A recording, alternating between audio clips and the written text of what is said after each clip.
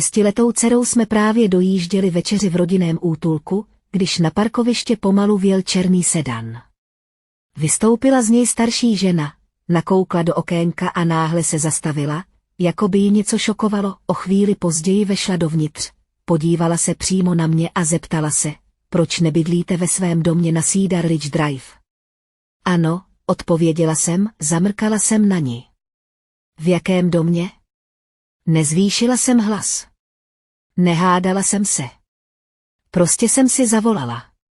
O 3 dny později jsem vešla na oslavu výročí mých rodičů a matčin obličej ztratil barvu, jakmile mě uviděla. Jmenuji se Belinda Cooperová. Je mi 29 let, jsem učitelka na 2. stupni a svobodná matka. Tohle je příběh o tom, jak moji vlastní rodiče v tichosti ukradli dům, který byl určen pro mě, a 2 roky z něj vybírali nájem, zatímco já a moje dcera jsme spali na posteli v útulku. Než vám povím, co se stalo dál, věnujte mi chvilku a dejte mi like a odběr, ale jen pokud o to opravdu stojíte. A dejte mi do komentářů vědět, odkud posloucháte a kolik je tam právě teď hodin. Teď vás zavedu do loňského ledna, do týdne, kdy se mi začalo všechno v životě hroutit. Ten dopis přišel v úterý. Ten den si pamatuji jasně, protože úterky byly Majiny knihovnické dny. Vždycky přišla ze školy s batohem nacpaným obrázkovými knížkami, kterých se nemohla dočkat, až mi je ukáže. Toho odpoledne je rozložila po kuchyňském stole našeho malého jednopokojového bytu na Aurora Avenue a vzrušeně listovala stránkami, zatímco já jsem stála u pultu a v ruce držela oznámení, ze kterého se mi zvedal žaludek. 30 dní na vyklizení. Dům byl prodán. Noví majitelé. Všichni nájemníci se měli vystěhovat do 15. února. Přečetla jsem si výpověď jednou, pak znovu a pak po 3. a doufala, že se slova nějak přeskupí do něčeho méně konečného. Nebylo to tak, pečlivě jsem dopis složila a strčila ho do průhledné plastové složky, kde jsem měla naše důležité dokumenty. Pak jsem se posadila vedle Maji. Kterou knihu dneska napřed? Zeptala jsem se. Držela v ruce příběh o medvědovi, který si v lese stavěl dům. Samozřejmě, že to udělala. Ten večer, když usnula, jsem si sedla ke kuchyňskému stolu s účtenkou z nákupu a propiskou a začala počítat. Nájemné za 1. měsíc, nájemné za poslední měsíc, kauce, nejméně $4200 za cokoliv v Seattlu, co by nás příliš nevzdálilo od Majiny školy. Moje úspory? $1,100 000. Poslední šek na výživné od marcu se přišel v říjnu, ten předchozí nikdy nedorazil. Zvedla jsem telefon a zavolala matce. Mami, potřebuju pomoc, řekla jsem. Jen na pár týdnů, než si najdu jiné bydlení, můžeme s Majou sdílet pokoj. Hazel Cooperová se odmlčela tak, jak to vždycky dělala těsně předtím, než řekla ne, dlouhou pauzou, která vás skoro přesvědčila, že by mohlo přijít ano. Miláčku, řekla jemně, my opravdu nemáme tolik místa. Derek a Natalie teď bydlí u nás. Víš, jak to chodí.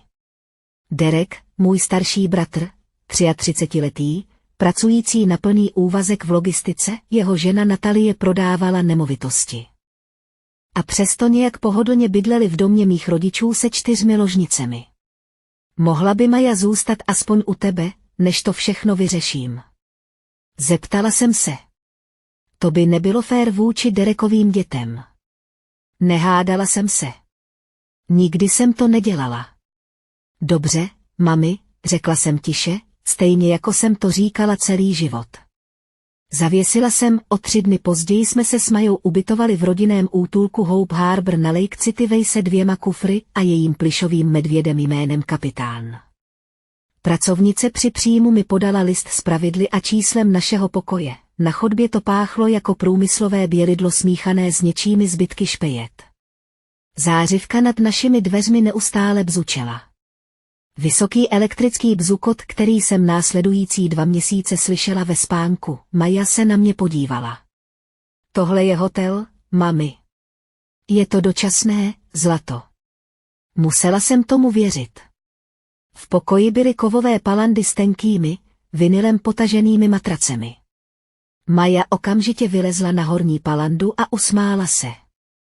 Je to jako domek na stromě. Ležela jsem na spodní palandě a zírala na dřevěné latě nad sebou, zatímco ona se posouvala, jak se snažila udělat si pohodlí. Mami, to světlo dělá hluk. Měla na mysli zářivku na chodbě. To stálé bzučení prosakovalo mezerou pod našimi dveřmi. Zavři oči, řekla jsem jí tiše. Budu ti vyprávět pohádku. Vymyslel jsem si příběh o dívce, která uměla mluvit s liškami. Už si nepamatuji, jak ten příběh pokračoval. Pamatuji si jen, že když mi došla slova, Majino dýchání se zpomalilo a usnulo. Na chodbě bylo ticho, až na bzučící světlo a slabý zvuk ženského pláče někde na konci chodby. Nespal jsem. Ležela jsem, zírala do tmy a přemýšlela o něčem, co jsem nedokázala vyslovit nahlas. Maja si to bude pamatovat. Ne ten příběh s liškou. Tohle. Ta palanda. To bzučící světlo. Vůni. Jednoho dne pochopí, co je to rodinný útulek, a bude vědět. Že jí matka nemohla dát domov, ta myšlenka mě tlačila na hrudi jako kámen. Druhý den ráno v 8:15 někdo zaklepal na dveře. Stála tam žena s hřejivýma hnědýma očima a na krku měla šňůrku s nápisem Ališa Benetová, vedoucí případu. Belinda Cooperová, zeptala se vlídně. Byl mi přidělen váš případ. Máte pár minut na rozhovor. Ališa byla profesionální, ale soucitná. Provedla mě pořadníky na bydlení, programy nouzové pomoci a časovým rozvrhem sekce 8. Všichni se na ní těšili. Nic nepřikrášlovala, když jsem se nakonec zeptal, jak dlouho tu většina rodin zůstává, na okamžik zaváhala. Je to různé, řekla. Ale pomůžu vám dostat se ven tak rychle, jak to jen půjde. Toho večera jsem matce poslala textovou zprávu s fotografií jednoho z Majiných výkresů ze školy. Nad malým domkem se táhla duha. O 3 hodiny později, ve 21:47, Hazel odpověděla. Přestaň to dramatizovat. Spousta lidí prochází těžkými časy. Dlouho jsem na zprávu zírala. Pak jsem si udělala snímek obrazovky a uložila ho do nové složky v telefonu s nápisem Záznamy. Ještě jsem přesně nevěděla proč. Věděla jsem jen, že bych si ji měla nechat, naše dny se ustálily do rutiny. 5:30 budík mi tiše zavibroval, abych nevzbudila rodinu odvedle, osprchovala jsem se ve společné koupelně pod vlažnou vodou, na nohou jsem měla levné žábéky, které jsem si koupila v obchodě za $1, protože podlaha z dlaždic vždycky vypadala lehce ulepená. Po osprchování jsem Maju oblékla a zapletla jí vlasy malým hřebínkem, který jsem měla v kabelce, protože jsem se rychle naučila, že cokoliv, co v té koupelně zůstane, během několika hodin zmizí. V 7:15 jsem ji vysadila u programu před školou, pak jsem jela 12 minut do základní školy Green Lake, školy s titulem I, kde jsem učila 2. třídu. Někteří z mých žáků chodili do třídy hladoví.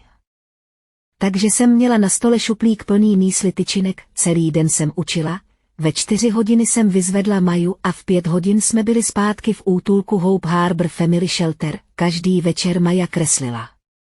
Kreslila neustále. Útulek měl darovanou krabici pastelek. Polovina z nich byla rozbitá a většina z nich měla matné odstíny hnědé. Maja použila každou z nich. Kreslila květiny, psy, duhu. Ale nejčastěji kreslila domy s velkými okny, domy s dvory, domy se stromy a kamennými cestičkami vedoucími ke vchodovým dveřím, někdy dokonce kreslila kouř valící se z komínů, i když byl v Seattlu leden a náš poslední byt neměl krb. Pokaždé, když jsem ji viděla kreslit ty domy, něco v mé hrudi prasklo o něco víc. Jednou večer, když usnula, jsem si sedl na spodní palandu s poznámkovým blokem a znovu jsem počítal, záloha plus první a poslední měsíc $4200. Moje úspory? $1,100 000 rozdíl. $3100, které jsem neměl. Napsal jsem bratrovi Derekovi.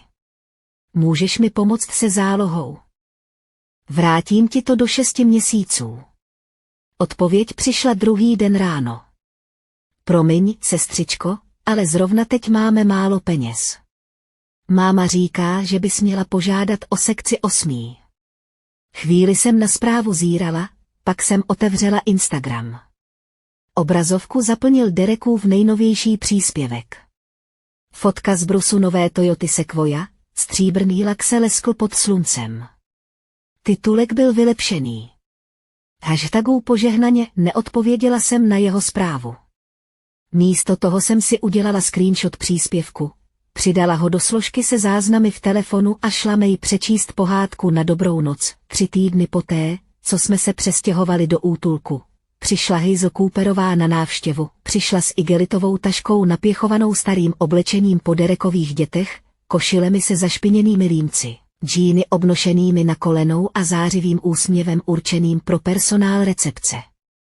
Jsem Majina babička, řekla koordinátorce příjmu, když se svým úhledným, kličkujícím rukopisem podepisovala do návštěvní knihy. Chtěla jsem jen přinést pár věcí pro svou vnučku. Našla nás ve společenské místnosti. Maja opět seděla u stolu a kreslila si. Hazel vpadla dovnitř s otevřenou náručí a veselým hlasem. Tady je moje holčička. Babička je tady. Maja ji šťastně objala. Ze dveří se vřele usmívala koordinátorka příjmu. Pozorně jsem Hazel sledovala. Vřelost v jejím hlase mi připadala nacvičená, jako něco, co si nacvičila v autě, než vešla dovnitř. Jakmile koordinátorka odešla, úsměv zmizel. Belindo, musíme si promluvit. Sedla si naproti mě, kabelku si úhledně položila do klína a hlas jí klesl do vážného tónu, který používala, když chtěla mít rozhovor pod kontrolou. Přemýšlela jsem, řekla pomalu. Jestli tahle situace bude pokračovat, ten útulek, ta nestabilita, možná si budu muset promluvit se soudem o Majině bydlení. Žaludek mi stuhl. Měla na mysli doplňkové opatrovnictví. Když jsme se s Marcusem rozvedli. Rodinný soud jmenoval Hazel Majiným dočasným doplňkovým opatrovníkem, zatímco já si budu stabilizovat bydlení. Měla to být jen technická formalita. Nedávalo jí to žádné právo péče, ale dávalo jí to postavení. Právo podávat návrhy, právo žádat o posudky, postavení říct soudci, vaše ctihodnosti, moje vnučka žije v útulku, který není vhodným prostředím pro dítě. To bylo pro ně velmi důležité. Já vám nevyhrožuju, řekla Hazel a upravila si límec kabátu. Jen mám jako její zákonný zástupce obavy. Podřízený, opatrovník, opravila jsem ji tiše. To samé. Vůbec to nebylo totéž. Ale vedle mě neseděl právník, který by mi ten rozdíl vysvětlil. Hazel se postavila, políbila Maju na čelo a zvýšila hlas, aby ji slyšel každý na chodbě. Buď na maminku hodná, ano. Babička tě má moc ráda. Na odchodu se znovu podepsala do návštěvní knihy. Datum 3. února, čas 16:20, ten večer jsem si začala vést ručně psaný deník. Datum, událost, přesná vyřčená slova. Kdo byl přítomen? Neměla jsem jasné pojmenování pro to, co matka dělala. Věděla jsem jen jedno. Bylo třeba to zdokumentovat. O několik dní později jsem si našla garsonku na Rainier Avenue, asi 600 metrů čtverečních, blok od autobusové linky. Pronajímatel řekl, že mi ho podrží na 72 hodin, když složím $2000, $2,000. To byla vzdálenost mezi tím, když moje dcera kreslila domečky na podlaze přístřešku, a tím, když moje dcera spala ve skutečné posteli za dveřmi, které jsem mohl zamknout. Naposledy jsem zavolala matce. Mami, našla jsem místo. Potřebuju jen $2000 na zálohu. V březnu ti to vrátím z vrácených daní. Za 6 týdnů. Hazel vydala dlouhý, dramatický povzdech, který zdokonalila už ve 12 letech. Belindo, Tvůj otec a já žijeme z pevného příjmu. Prostě na to nemáme. 2 týdny předtím omylem zveřejnila v rodinném skupinovém chatu fotku a pak ji smazala. Viděla jsem ji dřív, než zmizela. Henry Cooper se hrdě opíral o zbrusu nový Chevrolet Silverado a držel klíčky na příjezdové cestě. Pevný příjem. Mami, žádám o půjčku, ne o dárek. Odpověď zní ne, odpověděla. A upřímně řečeno, možná je to boží způsob, jak tě naučit větší zodpovědnosti. Přidržela jsem si telefon dál od obličeje a přitiskla si klouby na ústa. Pomalu jsem počítala do 5. Pak jsem telefon znovu zvedla. Dobře, mami. Nechávám byt volný. Později toho večera mě Maja jemně zatahala za rukáv, když jsem si psala deník. Mami, kdy půjdeme domů? Brzy, zlato. Pravdou bylo, že už jsem nevěděla, co znamená brzy. To slovo se roztáhlo a ztratilo tvar jako něco, co zůstalo příliš dlouho na dešti. Když Maja usnula, znovu jsem otevřela průhlednou plastovou složku. Stloustla oznámení o vystěhování z Aurora Avenue, screenshoty Hazeliných zpráv, screenshoty Derekových textovek a příspěvků na Instagramu, zápis v návštěvní knize, stránky mého ručně psaného deníku, výplatní pásky z práce. Všechno úhledně uspořádané pomocí lepicích záložek, které jsem si vzala ze skříně se školními potřebami. Ještě jsem neměla žádný plán. Měla jsem jen instinkt, který jsem nedokázala vysvětlit. Všechno si nechat.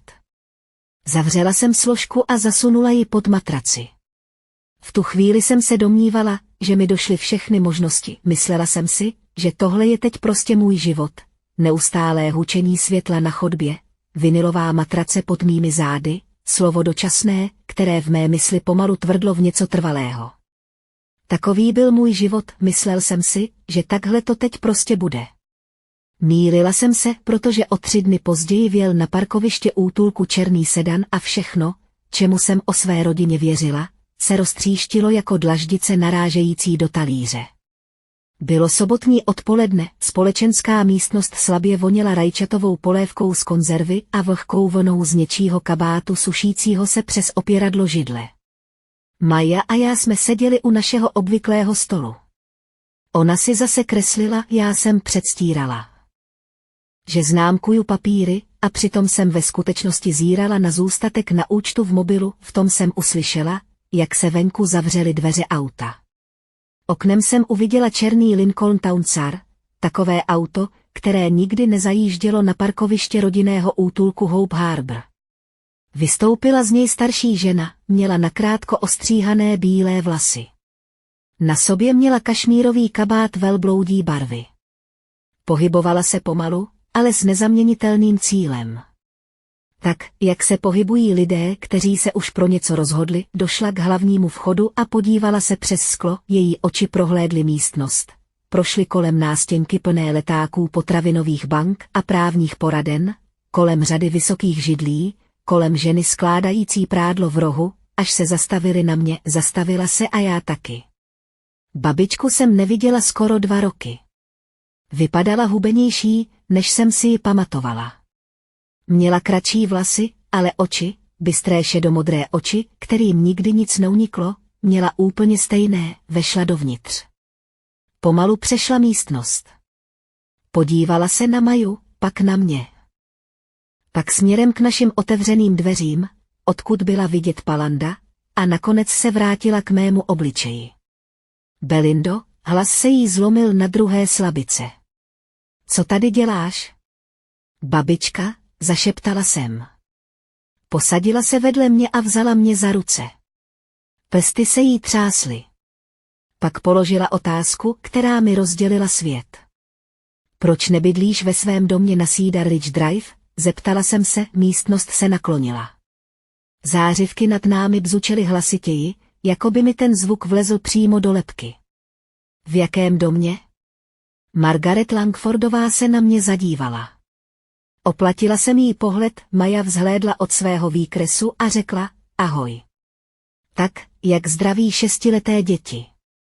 Jednoduše a nevzrušeně, jako by se právě nic na světě nezměnilo. Babička sáhla do kabelky a vytáhla telefon.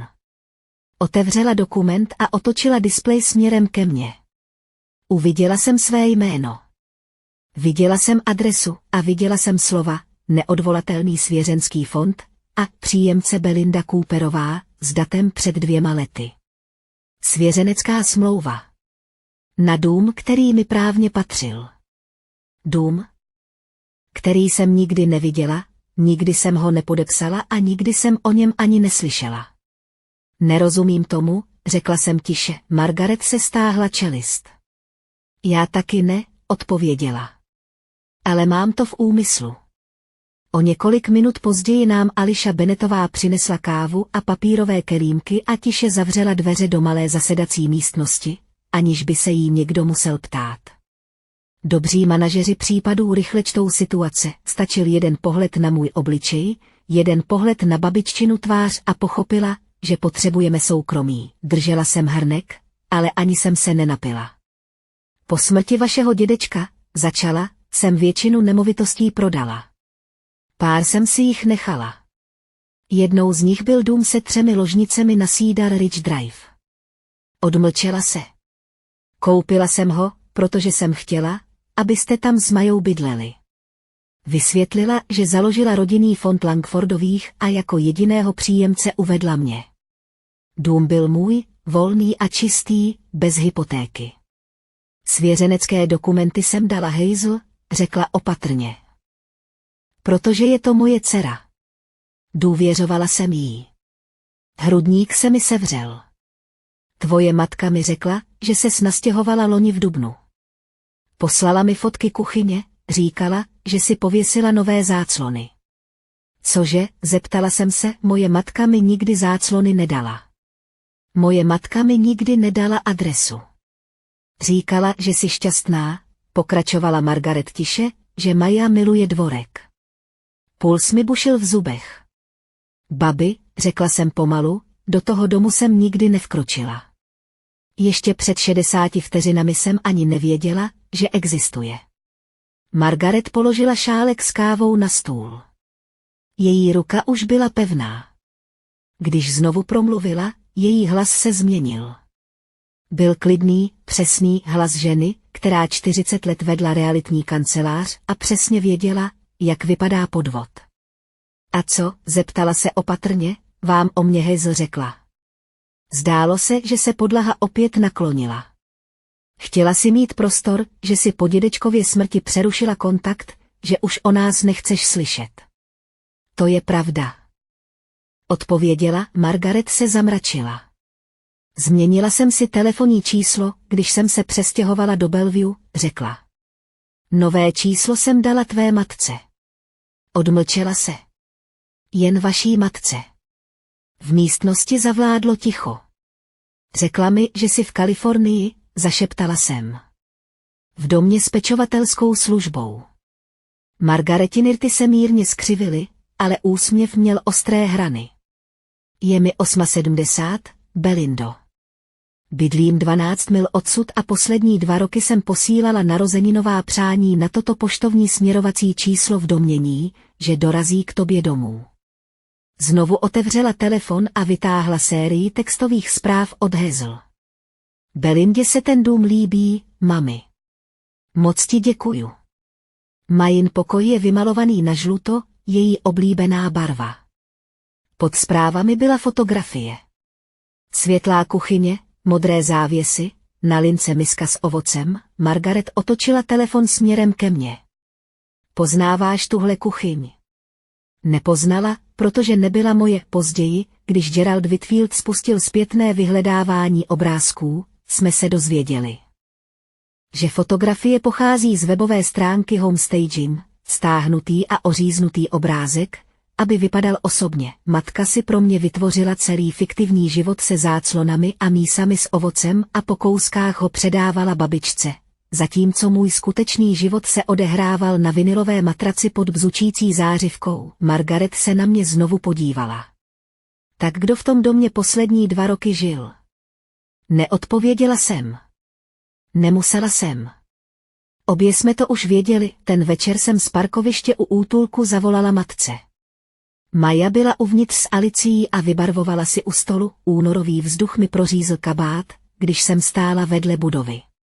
Než jsem vytočila číslo, zapnula jsem v telefonu diktafon. Washington je stát, ve kterém souhlasí jen jedna strana. Během polední pauzy jsem si to vyhledala, Hazel to zvedla po 4. zazvonění. Belindo, je pozdě. Mami, řekla jsem klidně, dneska jsem viděla babičku. Ticho. Ne to normální, ale to tíživé, které tlačí na konverzaci. To není možné. Řekla nakonec. Je v domě s pečovatelskou službou v Kalifornii. Byla tady, v útulku. Ukázala mi svěřeneckou smlouvu na dům na Cedar Ridge Drive, který je napsaný na moje jméno. Slyšela jsem, jak se její dech mění, teď byl rychlejší a mělčí, ale když znovu promluvila, její hlas zněl hladce a cvičeně. Nemám ponětí, o čem to mluvíš. Tvoje babička je zmatená, Belindo. Má problémy s pamětí. Věděla jsem, že to není pravda. Ještě před 3 hodinami Margaret Langfordová odříkávala z paměti data, částky v dolarech a podmínky pro nájmu, aniž by se jednou zastavila. Mami, řekla jsem pomalu, kdo v tom domě bydlí. Belindo, musíš se uklidnit. Jsi vystresovaná kvůli situaci v útulku. Nepřemýšlíš jasně. Myslím dost jasně na to, abych si přečetla svěřeneckou smlouvu. Zavolám tvé babičce a urovnám to, řekla rychle. Hlavně nedělej nic zbrklého. Její hlas mírně poklesl, teď už byl chladnější. Víš, co si soudy myslí o labilních matkách? A bylo to tady. Zbraň. Nabitá a namířená za necelé 2 minuty, nechal jsem mezi námi rozprostřít ticho. Pak jsem tiše řekl, dobrou noc, mami. Zastavil jsem nahrávání, uložil soubor a přidal ho do složky se záznamy v telefonu. Dlouho jsem stála sama na parkovišti. Můj dech se v chladném vzduchu vznášel v malých obláčcích, po Lake City Way projížděl městský autobus a jeho světlomety se míhaly po mokrém chodníku. Zavolala mi, že jsem nestabilní. Nazvala mou babičku zmatenou. Měla pro všechno hladké a pohotové vysvětlení. Všechno kromě adresy vytištěné na té svěřenecké smlouvě. A to mi řeklo vše, co jsem potřebovala vědět. Vrátila jsem se dovnitř, zkontrolovala Maju, která už spala s kapitánem, plyšového medvěda zastrčeného pod bradou, a otevřela jsem svůj deník. Napsala jsem do něj 1 řádek, ona to ví. Není zmatená. Není jí to líto. Má strach. A poprvé od chvíle, kdy jsme se do toho útulku nastěhovali, jsem to nebyla já. Kdo cítil strach? Ležela jsem ve tmě, poslouchala, jak Maja nade mnou dýchá, a znovu si přehrávala ten telefonát. Matka se nezakopla. Nezaváhala. Ani se nezeptala, jestli je Maja v pořádku.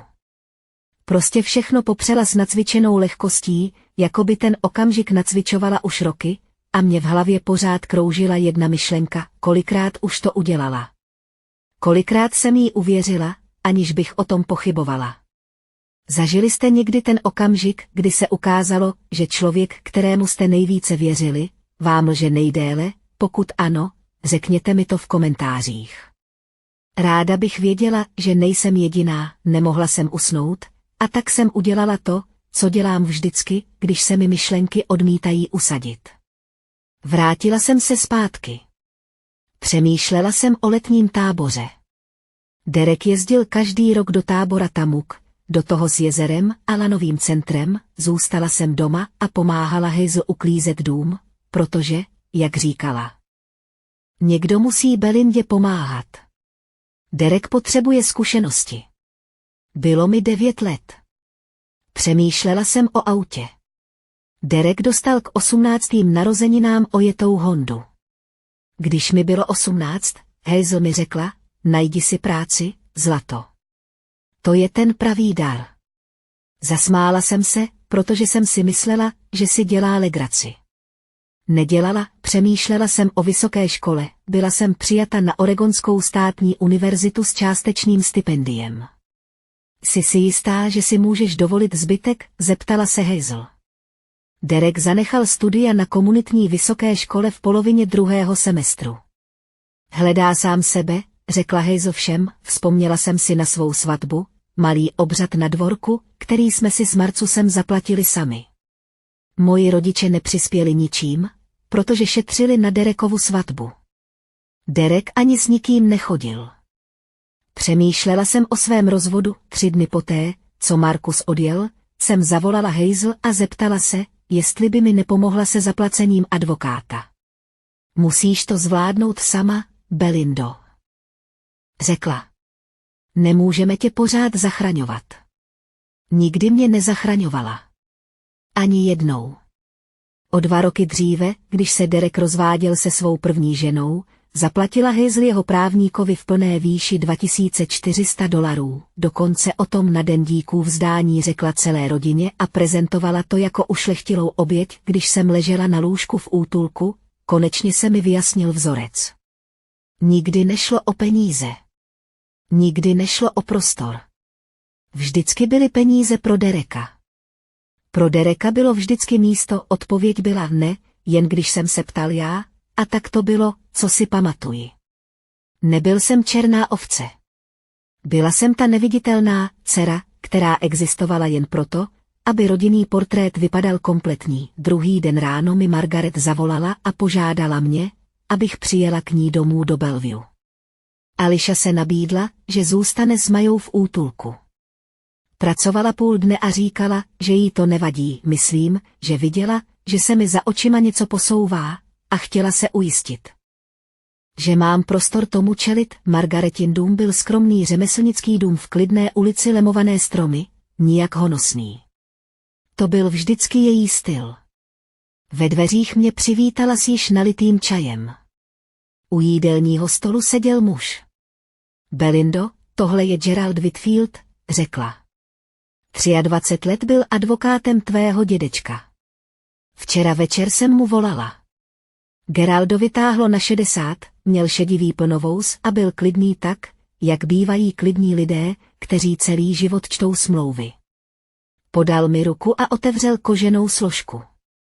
Dnes ráno jsem prohledal databázi King County Recorder's Office, řekl. Vaše nemovitost na adrese Cedar Ridge Drive 1847 má v současné době nájemce. Stáhl se mi žaludek. Nájemní smlouvu podala Hazel Cooperová, pokračoval a podepsal se jako zplnomocněný zástupce B. Cooperové. Podívala jsem se na řádek s podpisem B. Cooper. Rukopis se podobal mému, ale nebyl můj, smyčky byly špatně. Velké B se naklánělo příliš doprava. Zfalšovala můj podpis. Vypadá to tak, odpověděl Gerald. Posunul po stole další stránku, tabulku, kterou sestavil z okresních záznamů a bankovních výpisů. Měsíční vybrané nájemné, $2450. Doba trvání, 24 měsíců, spočítal jsem si to v hlavě dřív, než to číslo vyslovil. Celková vybraná částka, řekl Gerald klidně, $58 800. Stáhlo se mi hrdlo. Vloženo na společný účet Hazel a Henryho Cooperových, pokračoval. Nic z toho nebylo převedeno na vás. Nic z toho, hlásil Langford Family Trust. Margaret pomalu odložila šálek s čajem. Neplakala. Nezvýšila hlas, ale její ostré šedomodré oči stvrdly způsobem, jaký jsem u ní ještě nikdy neviděl. Moje vlastní dcera, řekla tiše, okrádá svou vnučku a 6leté dítě. Cože, zeptal jsem se, zadívala jsem se na číslo na stránce. $58 800. To byla záloha za byt, o který jsem přišla. To byly celé 2 roky stability, které jsem nikdy neměla, to bylo oblečení pro Maju, které nebylo košilí z druhé ruky se skvrnami na límci. To byla každá noc, kterou jsem strávil bděním na vinilové matraci, zoufalým počítáním na zadní straně účtenky a stále se mi nedostávalo, každý dolar z toho ležel na účtu Hazel Cooperové. Všechny, Gerald pomalu zavřel složku. Je toho víc, řekl. Zvedl jsem oči. Taky si otevřela úvěrovou linku na nemovitost na tvé jméno. Místnost úplně stichla, Gerald mi to vysvětlil tak, jak někdo popisuje zranění, opatrně, ale bez předstírání, že to nekrvácí. Úvěrová linka na bydlení, $42 000, otevřená před 14 měsíci pomocí zfalšovaných dokumentů. Moje jméno, číslo sociálního pojištění, můj údajný podpis, v žádosti bylo uvedeno mé povolání jako správce nemovitostí, kterým jsem nebyl, a moje adresa jako 1847 Cedar Ridge Drive, dům, ve kterém jsem nikdy nebydlel. Kam se poděly peníze? Zeptal jsem se tiše. Gerald otočil na další stránku. Bankovní výpisy. Nemoje. Společný běžný účet Hazel a Henryho Cooperových. Výběry byly zvýrazněny žlutě. $12 000 dodavateli na renovaci domu. Kuchyňská přestavba Hazel a Henryho, ta, kterou loni v létě hrdě zveřejnila na Facebooku s popiskem, konečně mám kuchyň svých snů. Požehnaná. $8 000 společnosti Visa, pokračoval Gerald. Dluh na kreditní kartě. $5 000 u dílera. Záloha na Henryho Chevrolet Silverado. Pak ukázal na poslední položku. $12 000 převedených 14. června na účet patřící Derekovi Cooperovi. Ve stejném měsíci Derek na Instagramu zveřejnil z Brusu novou Toyotu Sequoia. Ve stejný měsíc mi napsal SMS-ku. Promiň, ségra, ale teď jsme v úzkých. Gerald se na mě vytrvale díval. Tím se celková částka vyšplhala na $100 800. Příjem z pronájmu plus čerpání kapitálu, který byl bez tvého vědomí a souhlasu odebrán z tvého majetku. Sevřela jsem okraj Margaretiného jídelního stolu, dřevo mi pod prsty připadalo chladné a hladké, $100. Osmistý zatímco Maja seděla na podlahách útulku a kreslila si domy, které neměla, zatímco já jedla polévku z konzervy pod zářivkami, zatímco mi matka říkala, že tohle je boží způsob, jak mě naučit zodpovědnosti, Gerald mírně sklopil brýle a podíval se na mě. Tohle je podvod, Belindo, padělání, krádež podvodem. Mluvil klidně. Můžeme jít na policii. Můžeme podat občanskoprávní žalobu nebo obojí. Margaret se natáhla přes stůl a položila svou ruku na mou. Co chceš dělat? Neodpověděl jsem hned. Seděla jsem s číslem, s padělanými podpisy. Derekovo SUV, Hazelina vysněná kuchyně, Henryho nákladák.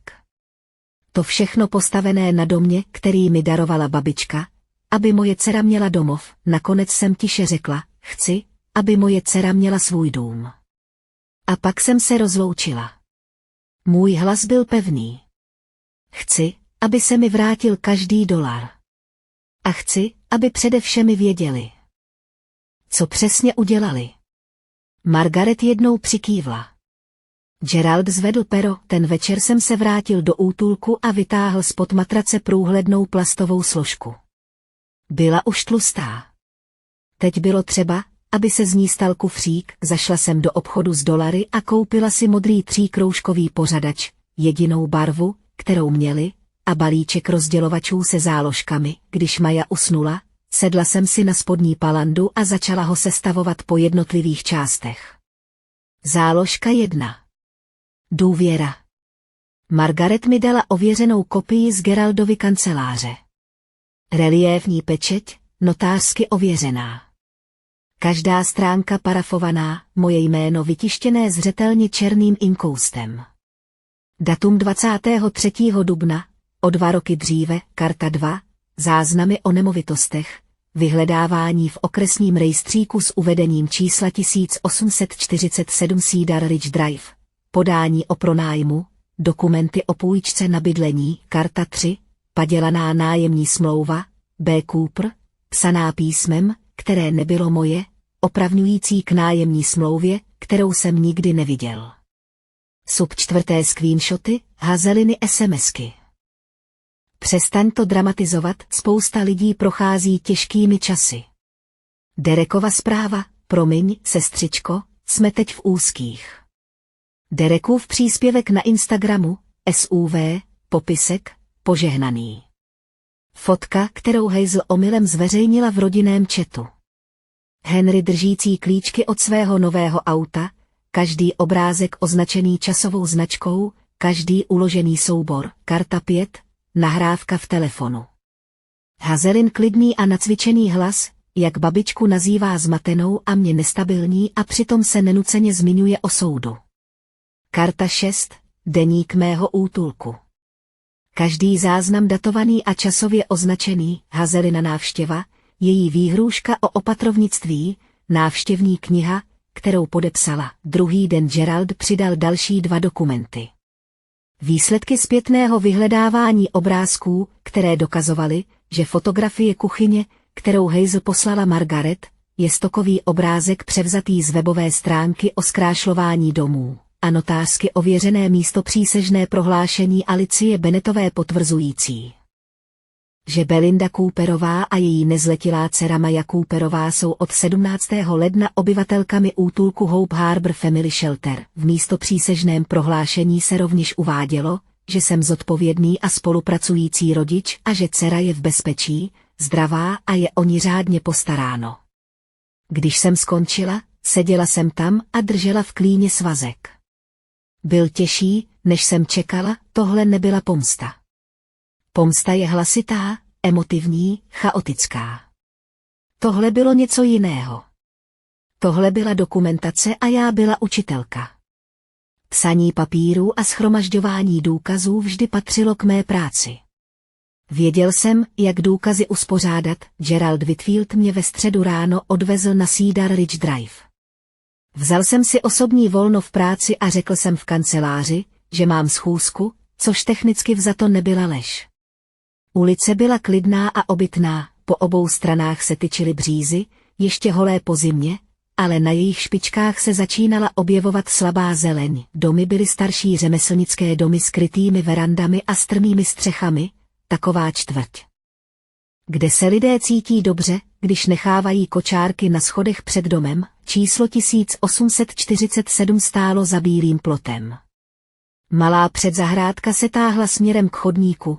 Podél chodníku právě začínal kvést zimní jasmín. Dům měl modré okenice a světlo na verandě, které ještě svítilo, i když bylo skoro 10 dopoledne. Gerald přistoupil a zaklepal. Otevřela mu mladá žena, asi 20letá, v ruce držela hrnek s kávou a byla zjevně překvapená, že na verandě stojí šedovousý muž v obleku. Dobré ráno, řekl Gerald zdvořile. Jmenuji se Gerald Whitfield. Jsem právník, který zastupuje zákonného vlastníka této nemovitosti. Mohu s vámi na chvíli mluvit? Zavolala na svého manžela, stáli spolu ve dveřích, zmatení, ale ochotní. Dům si pronajímali už 22 měsíců. Platili $2450 měsíčně ženě jménem Hazel Cooperová, která jim řekla, že dům vlastní, řekla, že je to její investiční nemovitost. Manžel jí to vysvětlil. Vypadala normálně. Vlastně milá, Gerald přikývl a pečlivě si dělal poznámky. Vytáhli nájemní smlouvu. Zase tam byl ten samý zfalšovaný podpis. B. Cooper. Gerald si vyfotografoval každou stránku. Zůstal jsem stát na chodníku. Nemohl jsem se přinutit vstoupit dovnitř. Ještě ne, ale předním oknem jsem viděla malou místnost hned vedle chodby.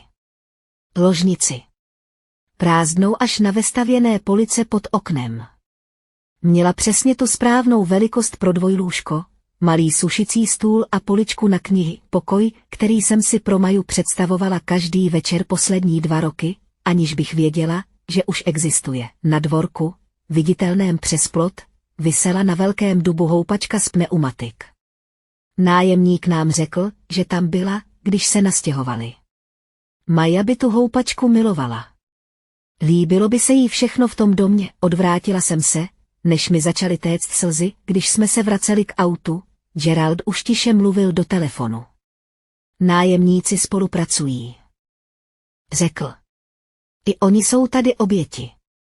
V dobré víře platili nájem někomu, kdo neměl oprávnění ho vybírat. To je pravda.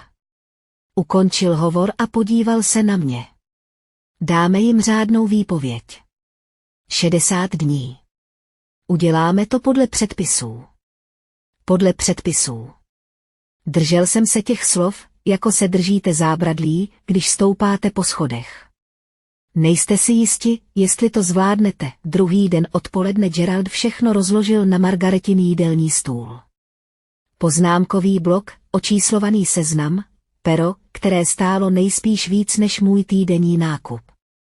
Krok 1, řekl, výpověď současným nájemníkům. 60 dní podle washingtonských zákonů. Spolupracují. Nepředpokládám problémy. Krok 2. Margaret jako zřizovatelka rodinného fondu Langfordových uzavře dodatek, kterým Hazel zbaví neformálního přístupu a jmenuje nového nástupnického správce. Na přechodnou dobu doporučuji sebe. Krok 3. Podáme stížnost na podvod u okresního státního zastupitelství v King County. Padělání, krádež podvodem. Krádež identity v souvislosti s půjčkou na bydlení. Krok 4. Občanskoprávní spor o náhradu škody. Vrácení celé částky $100 800 plus náklady na právní zastoupení. Vzhlédl od svých poznámek. Nějaké otázky? Ano, řekl jsem. To všechno, ale je tu ještě jedna věc. Margaret, která tiše poslouchala s rukama složenýma v klíně, se na mě podívala. Ten večírek, řekla tiše. Následující sobotu měli Hazel a Henry Cooperovi 35. výročí svatby, pozvánky byly rozeslány už před několika týdny. Těžký karton, zlaté písmo. Hazel sama zařídila pohoštění. Přijde celá rozvětvená rodina. Bratranci, sestřenice, tety, strýcové, přátelé z kostela, sousedé, 30 lidí, možná i víc, 30 lidí, kteří léta poslouchali Hazelinu verzi o mně. Bojující dcera, dramatická dcera, nevděčné dítě, 30 lidí, kteří soucitně přikyvovali, kdykoliv Hazel řekla, udělala jsem pro tu holku všechno, strávila roky budováním tohoto příběhu, řekla jsem si tiše. Podívala jsem se na Geralda. Chci, aby všichni v té místnosti slyšeli ten skutečný. Ne proto, že bych ji chtěla ponížit, protože mě unavovalo, že se mě ptali, proč jsem si nikdy nevážila svých rodičů. Gerald to chvíli zvažoval. Můžu připravit formální dopis s žádostí, řekl. Shrnutí zjištění, oznámení o soudním řízení, restituční podmínky, ověřená dokumentace. Mohl bys ho doručit na akci? Do rukou doručeno, řekl jsem jí do očí. Margaret se podívala na Geralda. Gerald se podíval zpátky na mě. Do pátku to budu mít hotové, řekl. Margaret se natáhla přes stůl a stiskla mi ruku. Postarám se, abychom byli oba pozvaní. Než se však mohlo stát cokoliv dalšího, musel jsem si sundat řetízek, který mi matka stále držela kolem krku. V pondělí ráno Gerald podal návrh na zrušení doplňkového opatrovnictví, které Hazel nad Majou držela. Právní důvody byly jasné. Měl jsem stabilní zaměstnání, měl jsem ověřené příchozí bydliště, Cedar Ridge Drive 1847, zdokumentované ve svěřeneckém fondu. Měl jsem podpůrnou síť. Včetně Margaret a současná doplňková opatrovnice, Hazel Cooperová, byla aktivně vyšetřována kvůli podvodu týkajícímu se mé identity a majetku. To vytvářelo jasný střet zájmů. Součástí podání bylo i čestné prohlášení Alicie Bennettové, stejně tak dopis od Majina školního poradce potvrzující pravidelnou docházku a zdravý vývoj, byly k němu přiloženy mé platové stupně. Stejně tak spis z útulku dokládající důslednou spolupráci a zodpovědnou výchovu. Slyšení bylo naplánováno na čtvrtek. Hazel nebyla předem vyrozuměna, Gerald podal žalobu ve zrychleném řízení s odvoláním na střet zájmů. Bez námitek soudce balíček soukromně přezkoumal v kanceláři, seděla jsem ve sborovně na základní škole Green Lake a během polední pauzy známkovala pravopisné testy, když mi přišel e-mail. Nařízení o ukončení doplňkového opatrovnictví. Číslo případu 24, FG 1127, soud zbavil Hazel Cooperovou právního postavení nad mou dcerou. Výlučná zákonná a fyzická péče o nezletilé dítě, MC. Se s okamžitou platností navrací navrhovatelce Belindě Cooperové. Přečetla jsem příkaz jednou, pak znovu a pak po třetí. Poté jsem sklonila hlavu na stůl mezi hromadu pracovních listů z 2. třídy a studený šálek kávy a tiše se rozplakala. Ve vedlejší místnosti byli učitelé, takže jsem se snažila zůstat sticha, ale slzy mi sklouzly po zápěstí a kapaly na desku z formiky. Víc než rok jsem kolem matky chodila po špičkách, protože tu opatrovnickou funkci držela jako granát. Víte, jak se soudy staví k labilním matkám. Pokaždé, když jsem pomyslela na to, že se odstrčím, slyšela jsem v hlavě tu větu.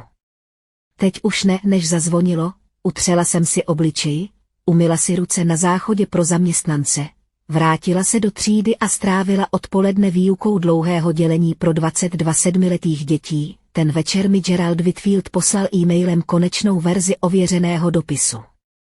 4 stránky. Podrobné shrnutí podvodu, formální požadavek na náhradu škody.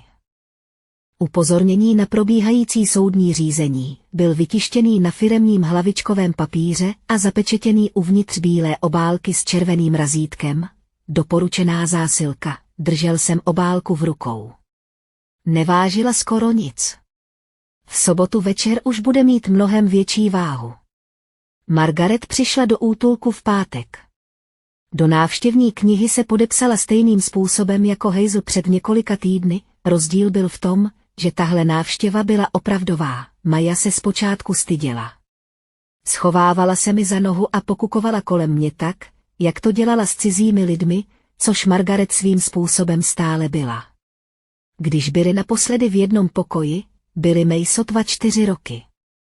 Netlačila na pilu, prostě se posadila ke stolu ve společenské místnosti, položila si kabelku vedle židle a na stůl položila malou dřevěnou krabičku. Byla vyleštěná do hladka a měla drobnou mosaznou záklopku, když ji otevřela, Maja zalapala po dechu. Uvnitř bylo 48 barevných tužek, nepastelky. Opravdové tužky se sytými barvami a dokonale ořezanými hroty. Slyšela jsem, že ráda kreslíš, řekla Margaret tiše a přisunula k ní krabici. Ukážeš mi to? Maja rozšířila oči, pomalu vystoupila zpoza mě, posadila se naproti Margaret a konečky prstů přejížděla po tužkách, jako by si nebyla jistá, že jsou opravdu určeny pro ní. Můžu je použít? Zeptala se opatrně. Jsou tvoje. Maja zvedla fialovou tužku a pak zelenou. Pak začala kreslit tak, jak to dělala vždycky, rychle, sebejistě, jazyk jí při soustředění lehce vyčuhoval z koutku úst. Nakreslila dům. Samozřejmě, že nakreslila velké okno, chodníček ke dveřím, strom na dvoře a na jedné z větví visel kruh, houpačka. Margaret se na mě podívala. Měla mokré oči, ale nenechala slzy ukápnout, ne před Majou. Tohle je dům, ve kterém chci bydlet, řekla Maja hrdě a držela v ruce výkres. Margaret obrázek dlouho studovala a pak jemně promluvila. Můžu ti něco říct, Mayo? Ty už jeden dům máš a my tě do něj přivedeme. Slibuji. Maja se na mě podívala. Přikývla jsem. Babička plní sliby, řekla jsem. Margaret se ke mně naklonila blíž, zatímco Maja se vrátila ke svému kreslení. Její hlas zněl sotva šeptem. Ztratila jsem s ní 2 roky, řekla. Už nestratím ani den. Později jsem Majinu kresbu pečlivě složila a zasunula ji do modrého pořadače za poslední záložku. Nepatřila k nelegálním dokumentům, svěřenecké smlouvě, bankovním záznamům, zfalšovaným podpisům, ale popravdě tam patřila víc než cokoliv z nich. Byl to důvod toho všeho. V sobotu ráno, v den oslavy výročí, Maja spala dlouho do noci. Byla jsem vzhůru už od 4 hodin ráno, v tlumeném modrošedém světle útulny jsem se posadil na okraj palandy a znovu procházel pořadač, záložku po záložce, soudní příkaz o ukončení opatrovnictví, ověřený dopis s žádostí o pomoc, svěřenecká smlouva z Langford Family Trust, vytištěné snímky obrazovky z knihovny. 4 na stránku, nahrávka z telefonu přenesená na USB disk, který mi půjčila Ališa, výsledky zpětného vyhledávání obrázků, všechno zdokumentované, všechno očíslované, všechno datované stejným způsobem, jakým jsem si uspořádala plány hodin, protože mě učení na 2. stupni něco naučilo, bylo to tohle. Když to není zapsané, tak se to nestalo. Ališa Bennettová se u nás zastavila kolem 7 ráno. Ten den nepracovala, ale nabídla se, že Maju na večer pohlídá. Měla v plánu odvést ji k Margaret domů, než začne večírek. Maja se té výroční večeře nezúčastní. O tom jsem se přesvědčila. Jsi v pořádku? Ališa se tiše zeptala ode dveří. Jsem vyděšená, přiznala jsem. Opřela se o rám a přikývla. Dobře, řekla. To znamená, že ti na tom záleží dost na to, abys to udělala správně. Oblékla jsem se ve společné koupelně. Bílá halenka, kterou jsem obvykle nosila na rodičovské schůzky, černé kalhoty. Tmavé sako, které mi půjčila Ališa a které mi bylo v ramenou trochu moc velké, žádné šperky.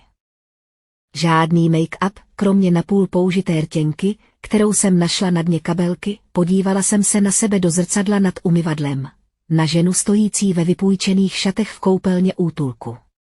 Zářivka nade mnou bzučela, stejný nekonečný šum, který mě provázel každou noc poslední 2 měsíce, ale tentokrát to neznělo stejně. Zítra, řekla jsem si, už to bzučící světlo neuslyším. Zítra už ne. Ani pozítří. Ani týden poté.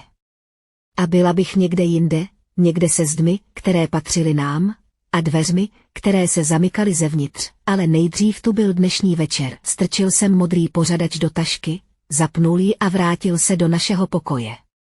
Maja už byla vzhůru, seděla vzpřímeně na horní palandě s kapitánem schovaným v klíně. Kam jdeš, mami? Za rodinou, zlato, řekla jsem. Ališa tě dnes večer vezme k babičce Margaret. Budeš tam přespávat. Její tvář se okamžitě rozářila. Můžu si vzít tužky? Samozřejmě, políbila jsem ji na čelo. Její vlasy voněly po kokosovém šamponu, který jsem si koupila v drogerii. Jediné maličkosti, v níž jsem odmítala dělat kompromisy, ať jsme přišli o cokoliv jiného, moje dcera vždycky voněla něčím teplým a dobrým. Zvedla jsem tašku. Svazek se uvnitř posunul, pevný a těžký. Ruce se mi třásly. Moje mysl byla naprosto jasná. Ve 2 hodiny odpoledne, když jsem May zaplétala vlasy na přespání, vyskočila zpráva od mé sestřenice Rachel Hasové. Ahoj, jen tě chci upozornit. Tvoje máma říkala lidem v kostele, že máš psychické problémy. Říká, že tě už měsíce finančně podporuje, ale ty ji pořád odstrkuješ. Lidi ti to žerou. Hazelton o tom měl dokonce řeč na biblické hodině. Myslela jsem, že bys to měl vědět. Přečetl jsem si zprávu 2krát. Pak jsem odložila telefon a dokončila cop. Nepřekvapilo mě to. Tohle byla Hazelina standardní příručka, preventivní úder. Než jsem vešla na tu oslavu výročí, 30 lidí už by si myslelo, že jsem labilní, nevděčná, možná dokonce na něčem závislá. Hazel by mě přede všemi objala a oni by si mysleli, že je svatá. Že mě vůbec pozvala. Tenhle scénář jsem od ní sledovala celý život. Jediný rozdíl teď byl v tom, že jsem ty repliky znala dopředu. Objevila se další zpráva. Mimochodem, já jí nevěřím. Něco mi na tom příběhu vždycky nesedělo. Jsi v pořádku? Jsem v pohodě, odepsala jsem. Přijdeš dnes večer? Jo. Dobře, odpověděla jsem. Měj nabitý telefon. Zavolala jsem Geraldovi. Dopis je připravený, potvrdil. Originály jsou zajištěné v mém kancelářském sejfu. Ty, které máš v pořadači, jsou právně dostačující. Kdyby se Hazelin právník dnes večer o něco pokusil, okamžitě mi zavolej. Pak jsem zavolal Margaret. Měla v plánu přijet zvlášť. Její řidič ji měl vysadit kolem 6:30. Hazel neměla tušení, že přijede. Pozvánka prošla přes Dereka, Margaret mu řekla, že chce matku překvapit na výročí. Derek zřejmě řekl, to je tak milé, babičko. Nakonec jsem mluvila s Alicií, která už byla v útulku s taškou na noc a hromádkou omalovánek v podpaží. Byla připravená odvést Maju do Bellevue hned. Jak jsem odešla, klekla jsem si před Maju a jemně jsem jí držela obličej v dlaních. Užij si dnešní noc, ano. Budu. Nakresli něco pro babičku Margaret. Nakreslím její dům, řekla Maja hrdě. To zní skvěle. Pustila jsem ji, vzala si tašku a vyšla z rodinného útulku Hope Harbor do pozdně odpoledního deště, pak jsem nasedla do auta a odjela k domu rodičů s modrým pořadačem, ověřeným dopisem a absolutně ničím, co bych mohla ztratit. Dům mých rodičů zářil jako kulisy. Každé okno bylo osvětlené. Auta lemovala příjezdovou cestu a rozlévala se po ulici. Velkým předním oknem jsem viděla, jak se uvnitř pohybují lidé, drží talíře, smějí se, povídají si, tety, strýcové, bratranci a sestřenice, přátelé z kostela. Přes celou stěnu obývacího pokoje se táhl zlatým písmem napsaný transparent k výročí. Šťastné 35. výročí, Hazel a Henry. 90 vteřin jsem seděla v autě a počítala dech. Taška ležela na sedadle spolujezdce vedle mě, těžká. Připravená. Pak jsem vystoupila, přední dveře byly otevřené. Okamžitě mě zasáhla vůně. Lasagne, česnekový chléb. Hazelin slavný citronový koláč, který pekla vždy, když chtěla, aby jí lidé říkali, jak je úžasná. 30 tváří se ke mně otočilo. Když někdo nečekaně vstoupí, cítíte, jak se místnost změní. Energie se překalibruje. Viděla jsem to v jejich výrazech, lítost tety Mary, rozpačité rozpaky strýce Toma, apjatý úsměv Natalie, Derekovy ženy, která se rychle podívala na své boty. Všichni byli poučeni. Věděli, že se trápím. Věděli, že Hazel dělá, co může, už si vybrali stranu a vybrali si ji na základě lži. Derek stál u bufetového stolu, v ruce držel pivo a zíral na podlahu. Pak z kuchyně vyšla Hazel Cooperová. Měla na sobě krémovou halenku, perlový náhrdelník, dokonale upravené vlasy, plné výroční blnění. Když mě uviděla, úsměv jí na půl vteřiny zmrzl. Pak se přetvořil v něco hřejivého a velkorysého. Belindo, miláčku, řekla rozářeně, jsem tak ráda, že jsi přišla. Přešla přes místnost s rozpaženýma rukama a přitáhla si mě do obětí, které vonělo po Chanelu číslo 5 a laku na vlasy. Neopětovala jsem jí obětí, ruce jsem měla v bok. Ahoj mami, držela mě za ramena, sladce se usmívala na celou místnost a zároveň se naklonila tak blízko, že jsem jí slyšela jen já. Dneska se chovej slušně, Belindo, zašeptala. Neopovažuj se dělat scény před našimi hosty. Její hlas zněl u mého ucha jemně, ale její stisk na mých ramenou byl pevnější jako varování. Podívala jsem se jí přímo do očí. To by mě ani ve snu nenapadlo. Uvolnila mi ramena, uhladila si přední díl blůzy a otočila se zpátky k hostům právě ve chvíli, kdy zazvonil zvonek. Henry šel otevřít. A tam, ve světle verandy, stála Margaret Langfordová. 1,80 m, bílé vlasy, kašmírový kabát, 78 let a zcela zjevně ne v Kalifornii. Hazelina tvář zbělela, nepobledla, ale zbělela, měla barvu papíru, barvu odevzdanosti. Matko, zašeptala. Překvapení. Řekla Margaret klidně, místnost se okamžitě proměnila tak, jak se proměňují místnosti, když přijde matriarcha. Margaret Langfordová nebyla z těch žen, na které lidé zapomínají. Spolu s dědečkem vybudovali z ničeho realitní firmu, financovala vysokoškolská stipendia pro 2 synovce a stále ještě každý rok posílala ručně psaná vánoční přání 46 lidem. Když vstoupila do místnosti, lidé se instinktivně narovnali. Margaret? Proboha? Ano, neviděli jsme tě už léta. První se k ní dostala teta Mary, následovaná strýcem Tomem a bratranci, jejichž jména jsem si sotva pamatovala. Schromáždili se kolem ní. Obětí, stisky rukou, upřímná vřelost, Margaret každého z nich přivítala s tichou grácií, tak jak se žena zvyklá na respekt pohybuje po místnosti. Stála jsem poblíž chodby a pozorovala Hazel. Nepohnula se od kuchyňských dveří.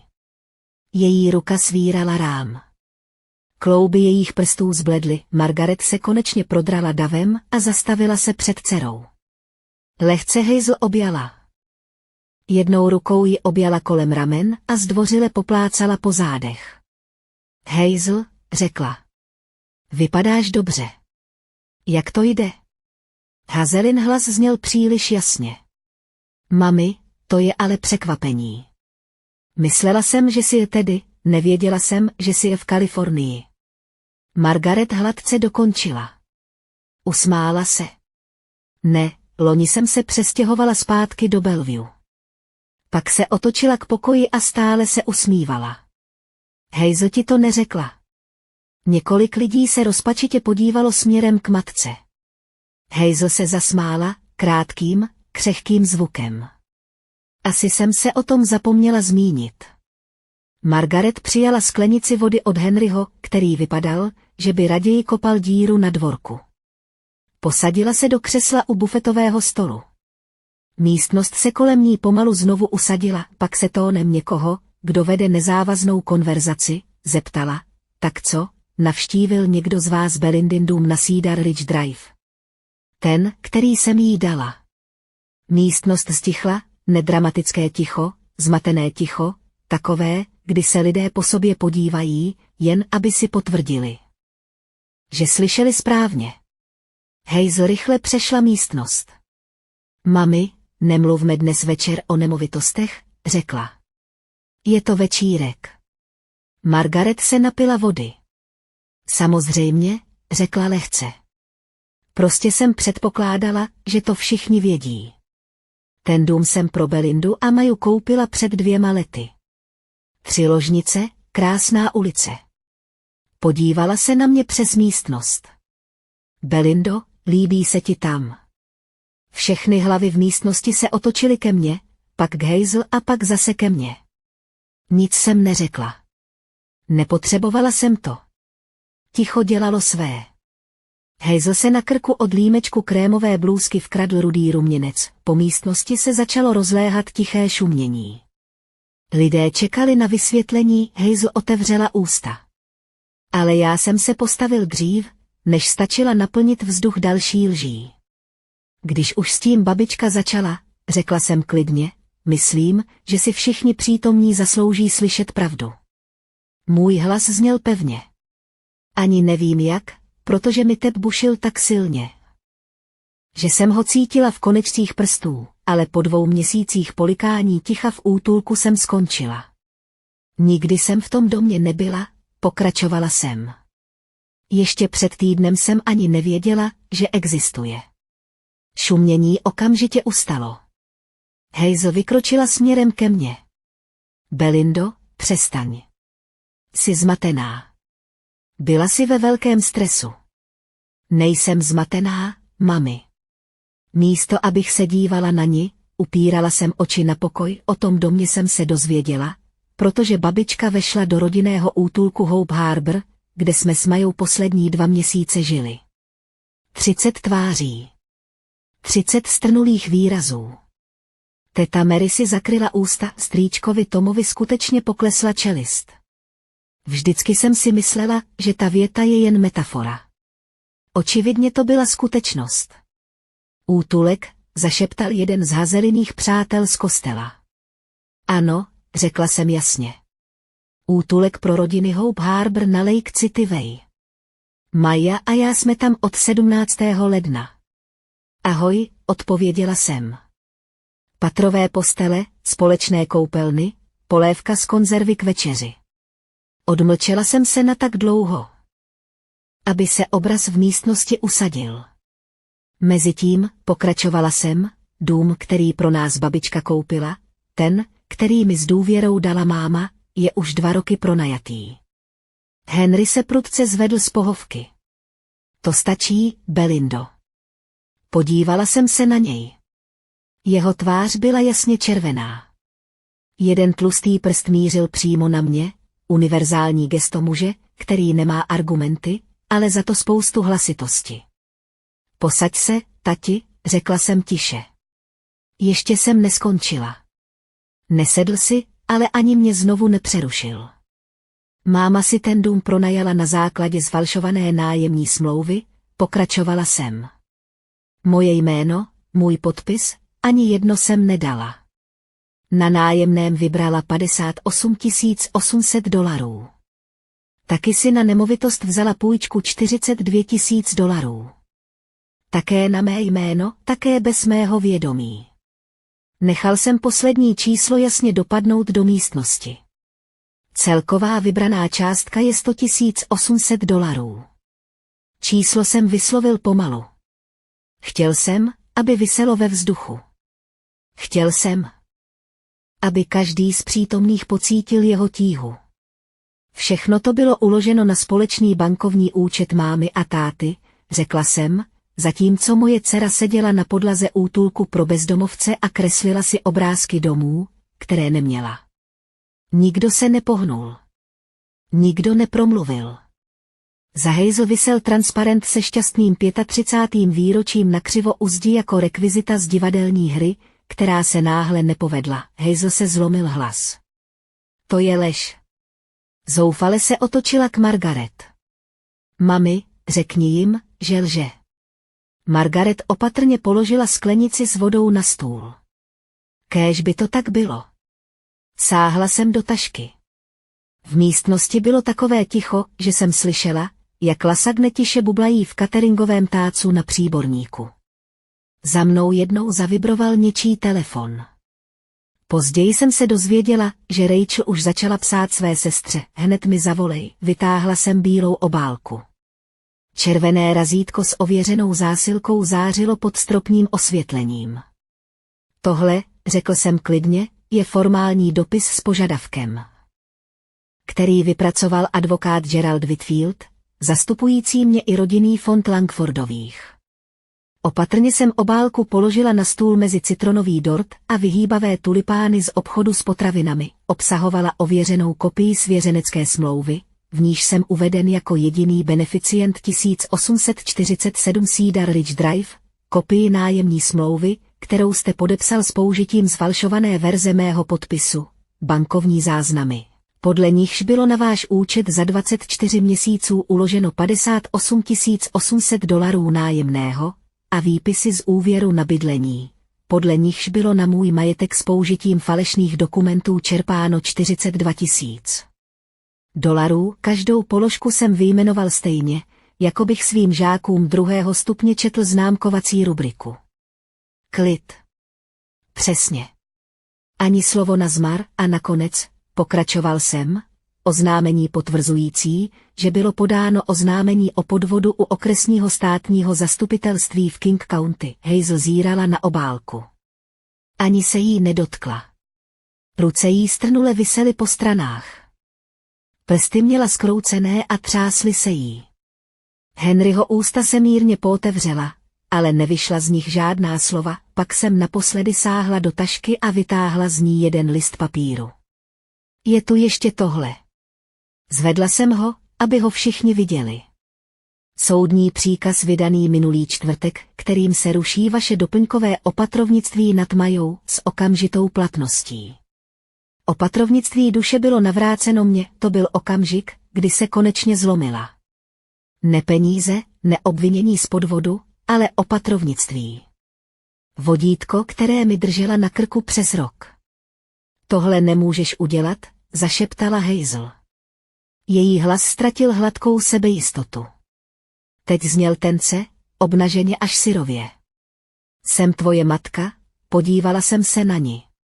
Moje matka, stojící v krémové halence a perlách pod výročním transparentem oslavujícím 35 let manželství, částečně financovaného z peněz ukradených vlastní vnučce. A já jsem Majina matka, řekla jsem tiše. To je jediný titul, na kterém mi dnes večer záleží. Položila jsem soudní příkaz na obálku a ustoupila.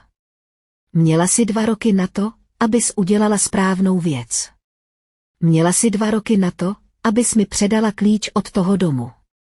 Místo toho jste se díval, jak vaše vnučka spí v útulku, takže ne, dneska si nebudeš moci říkat moje matka.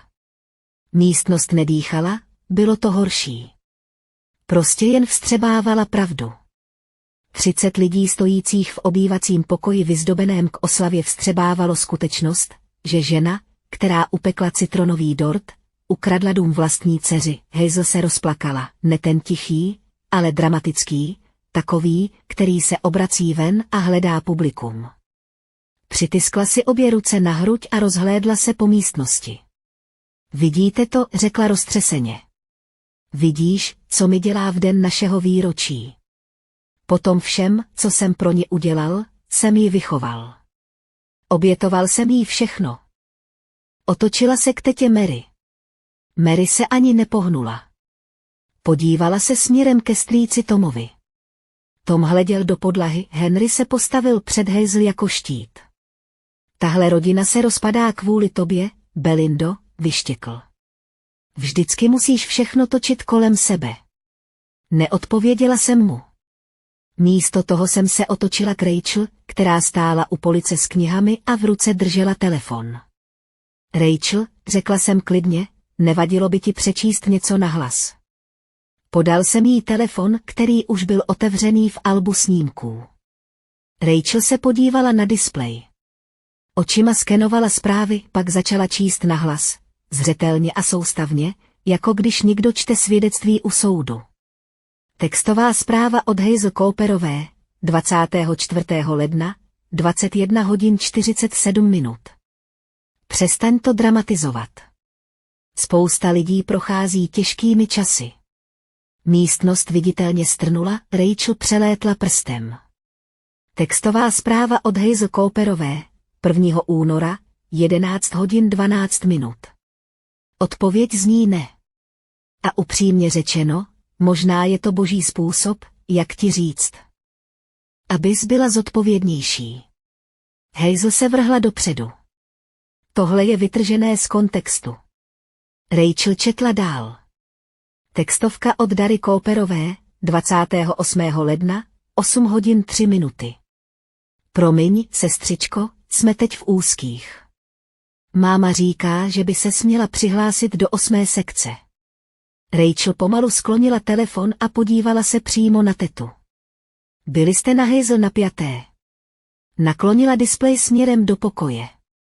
Protože podle záznamů o půjčkách ti na účtu leží $42,000, když Belinda chtěla $2,000 na zálohu.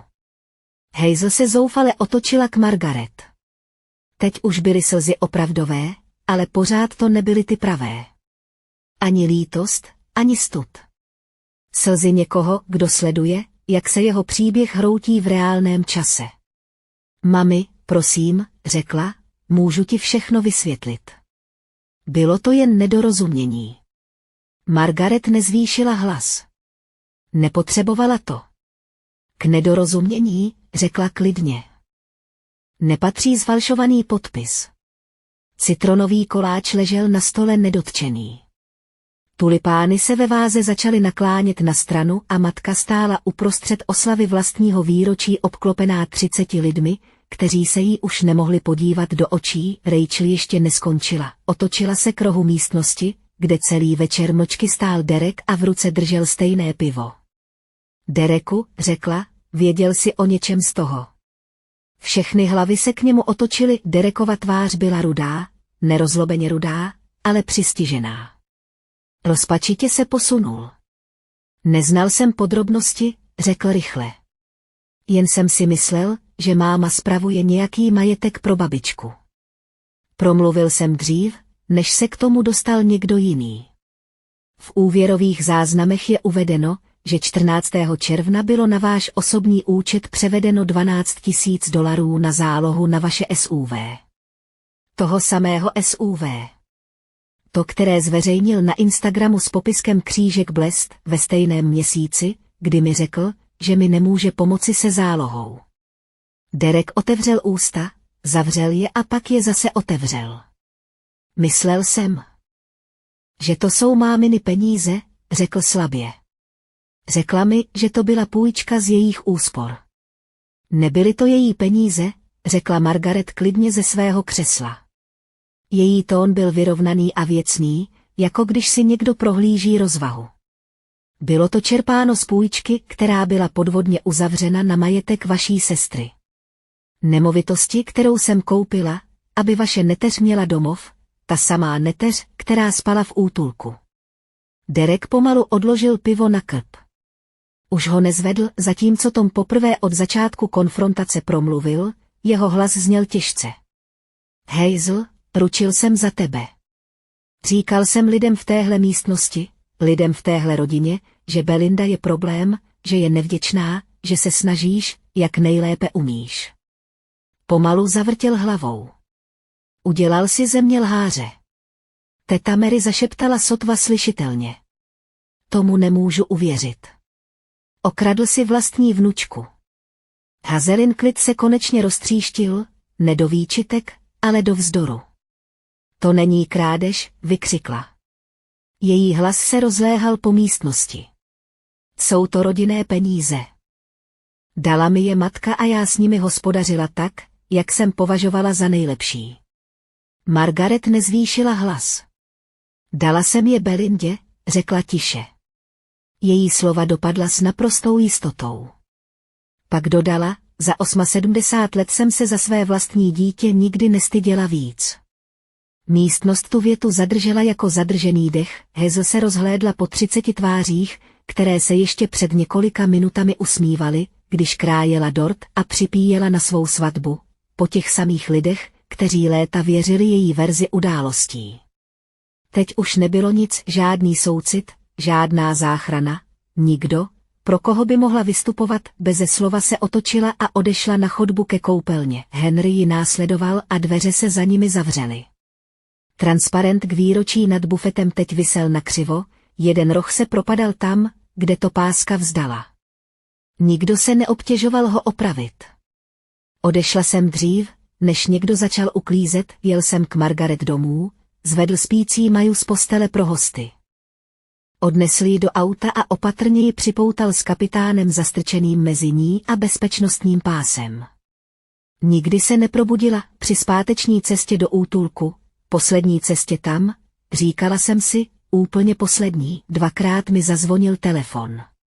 Jedna zpráva od Geralda, která potvrzovala, že dopis s žádostí byl oficiálně doručen za přítomnosti Rachel a strýce Toma jako svědků. Druhá byla od prý fotka, kterou Maja nakreslila dříve toho večera u Margaret doma.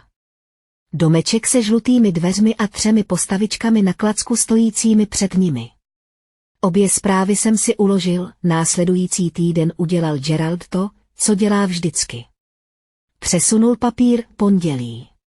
U vrchního soudu v King County byla podána občanskoprávní žaloba na Hazel a Henryho Cooperovi. Podvod, padělání, konverze. Porušení fiduciární povinnosti. Celková požadovaná škoda. $100 plus soudní poplatky a soudní výlohy úterý. Stížnost na podvod byla formálně přijata okresním státním zastupitelstvím okresu King. Obvinění zahrnovala padělání 1. stupně a krádež identity, což jsou oba trestné činy, středa. Gerald informoval banku, která poskytla úvěr na bydlení. Banka dokumenty prověřila a rychle zjistila, že podpisy jsou falešné. Do 48 hodin byl úvěrový rámec zmrazen a bylo zahájeno interní vyšetřování. Hazel a Henry byli nyní osobně zodpovědní za zůstatek ve výši $42 000. Pokud by ji nesplatili, banka by podala vlastní trestní oznámení. Ve čtvrtek dosáhla 60denní výpověď z nájmu bytu na adrese Cedar Ridge Drive 1847 druhého týdne. Byli to dobří lidé, přistižení při hazelině lži, a už si začali hledat jiný byt. Gerald jim z Margaretiných prostředků vrátil kauci jako gesto dobré vůle. Nic ve zlém, v pátek večer Gerald zavolal. Dnes se jim ozval jejich právník. Řekl, že použil slovo neudržitelné. To je právnický výraz pro prohrajeme. Seděla jsem na svém lůžku v přístřešku, snad už naposledy, a cítila jsem něco, co jsem necítila už několik měsíců. Neštěstí. Ještě ne. Něco klidnějšího. Tak. 2 měsíce jsem měla pocit, že se potápím, teď byla půda pod nohama konečně pevná. Do dubna budeš mít svůj dům, řekl Gerald. V dubnu. 2 měsíce pryč, Majiny tušky, Majina houpačka, Majin pokoj s vestavěnými policemi. 2 měsíce. 2 měsíce bych zvládla, telefonát přišel 2 týdny po večírku. Hazel použila Derekův telefon, protože můj zablokoval ten její. Skoro jsem to nezvedla, ale jedna moje část potřebovala slyšet, jak to zkouší. Belindo, řekla, její hlas teď zněl slaběji, zbavený lesku. Prosím, můžeme si promluvit. Máš 2 minuty, odpověděla jsem. Prosím, stáhni to obvinění, popohnala mě. Vrátíme vám to. Do posledního dolaru. Přísahám. Krevní tlak tvého otce je v jednom ohni. Nemůžu spát. Celá rodina s námi nemluví, pastor Reynolds nás požádal, abychom nechodili do kostela, dokud se to nevyřeší. Roztřeseně se nadechla. Prosím tě. Stál jsem na chodbě útulku, zatímco nad hlavou bzučelo zářivkové světlo. Někde dole na chodbě se smálo batole. Takovým tím bezstarostným smíchem, který neví nic o podvodech, zfalšovaných podpisech nebo ukradených domech. Mami, řekla jsem pomalu, měla si 2 roky. 730 dní. Každý z těch dnů si mi mohla zavolat a říct, Belindo, je tu dům. Je tvůj. Tady máš klíč. A každý z těch dnů si se rozhodl to neudělat. Já vím, zašeptala. Ale sledoval si, jak tě prosím o $2000, zatímco ty si seděl na víc než 100 000. Řekl si mi, že mě Bůh učí zodpovědnosti. Řekl si babičce, že už bydlím v domě. Řekl si rodině, že jsem psychicky labilní. A využil si Majino opatrovnictví, abys mě umlčel. Takže ne. Řekl jsem. Já obvinění nestáhnu. Jsem tvoje matka, řekla slabě. To snad nic neznamená. Pro mě to znamená všechno, odpověděla jsem. Proto to bolí. Ale já mám taky dceru. A ta nikdy nebude vyrůstat a přemýšlet o tom, jestli ji matka chránila. Slyšela jsem, jak se Hazel nadechla, aby znovu promluvila. Nedala jsem jí příležitost. Ty si tuhle rodinu nezničila, mami, řekla jsem. Jen si ji postavila na lži. Já jsem nic nezničila. Jen jsem rozsvítila světla. Pak jsem zavěsila, zablokovala Derekovo číslo a vešla do společenské místnosti. Maja seděla u stolu a kreslila si barevnými tuškami, které jí dala Margaret. Vzhlédla, když jsem si sedla vedle ní. Co budeme dneska kreslit? Zeptala jsem se. Náš nový dům, řekla, s houpačkou. Vzala jsem zelenou tušku a začala jsem kreslit strom vedle ní. Někdy si pořád říkám, jestli mě máma někdy opravdu viděla, ne tu verzi, kterou popisovala příbuzným, tu dramatickou, tu nevděčnou, tu dceru, která se pořád trápila. Neobětního beránka, kterého potřebovala pro svůj příběh. Jen mě, tu ženu, která každé ráno vstávala v 5:30, aby zabalila obědy, o polední pauze známkovala pravopisné testy a ani jednou si neřekla o nic, co jí právem nenáleželo. Někdy si říkám, jestli se lidé jako moje matka vůbec někdy doopravdy změní, nebo jestli prostě odejdou a najdou si někoho nového, koho budou ovládat. Upřímně řečeno, nevím. Ale vím, jak jsem se rozhodla. Co si myslíte vy? Řekněte mi to v komentářích. 4 týdny po oslavě výročí zavolal Geraldovi právník Hazel a Henryho a použil jediné slovo. Dohodnout se. Gerald mi vysvětlil podmínky, zatímco jsem během plánovací hodiny seděla v autě na školním parkovišti. Motor byl vypnutý a topení sláblo. Všechno pečlivě prošel, restituce.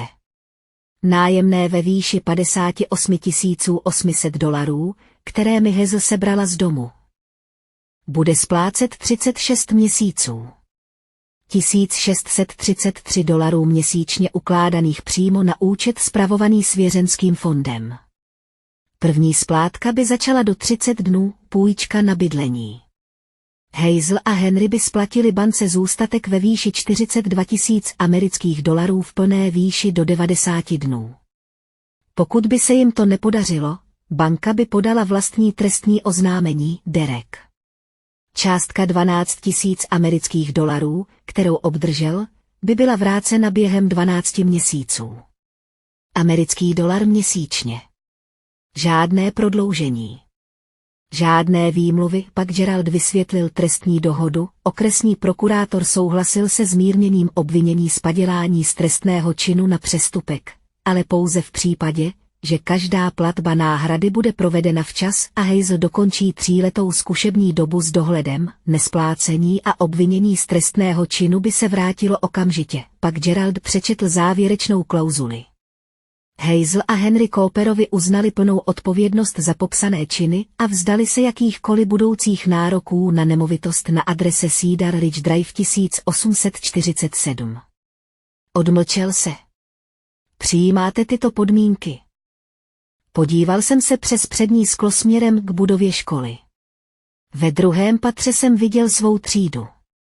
Abecední rámeček na stěně, čtenářský koutek, dveře od stolu, kde jsem měl mísli tyčinky pro děti, které přišly do školy hladové. Po obědě do té místnosti vcházelo 22 žáků druhé třídy a očekávali, že je budu učit zlomky. Ano, řekla jsem tiše. Přijímám. Henry následující týden prodal Chevrolet Silverado. Dostal za něj $28 000. Hazel nedlouho poté přišla o práci na zubní klinice. Vedoucí ordinace uvedl, chování neslučitelné s hodnotami společnosti, jakmile se obvinění z přestupku dostalo na veřejnost.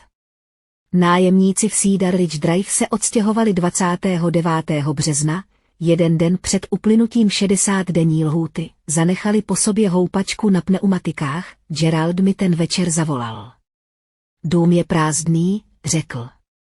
Je tvůj. Druhý den ráno jsem podepsal papíry. Potvrzení o rozdělení svěřenského fondu, novou smlouvu a klíč. Jeden stříbrný klíč. Teplý v mé ruce. Spravedlnost se necítila vítězně, neměla. Bylo to správné. A poprvé po více než 2 letech se něco v mém životě cítilo přesně tak, jak má být. 1. duben. Žádný vtip, žádný sen. Sietleský déšť jemně padal.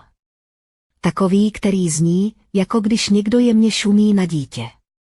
Břízy podél ulice se od doby, kdy jsem na tom chodníku stála naposledy, zaplnily bledě zeleným listím, odemkla jsem dveře.